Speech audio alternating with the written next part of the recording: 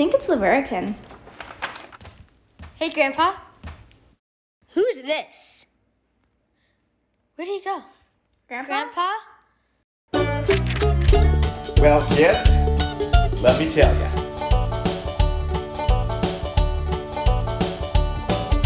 In 1888, the Laverican bench was bare, except for a brush and cottontails. Not much was growing there. But Thomas Judd believed if he could tame that river's flow, he could plant a little nursery where his fruits and nuts could grow. Thanks, Grandpa. That was interesting. Bye. Wait, there's more. Now a sane man might have told him that the gypsum wouldn't hold. The Virgin River water would just melt through it like snow.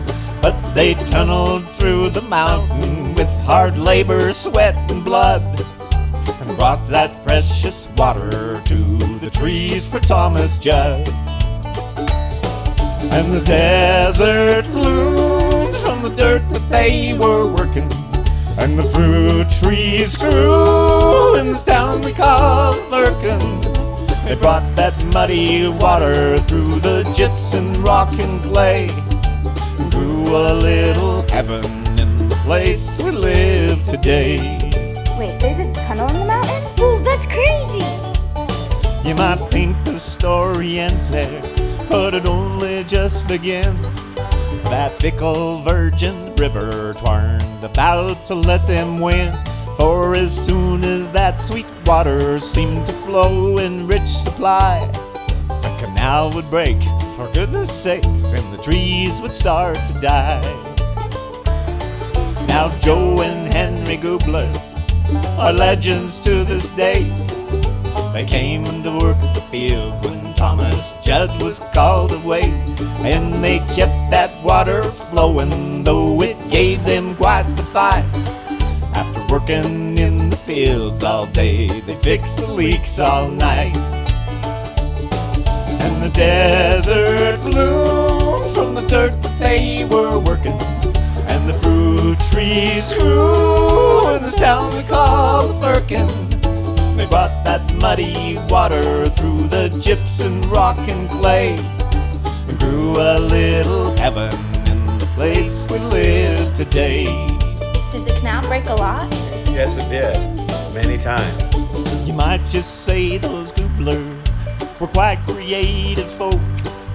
They sleep with the water dripping so it'd wake them when it broke, then run barefoot through the tunnel, jumping over rattlesnakes, stopping the leak before it grew, doing whatever it takes.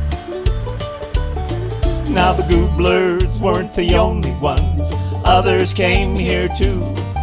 The Hardys, Saglers, Sanders, Squires, Wilsons, to name a few.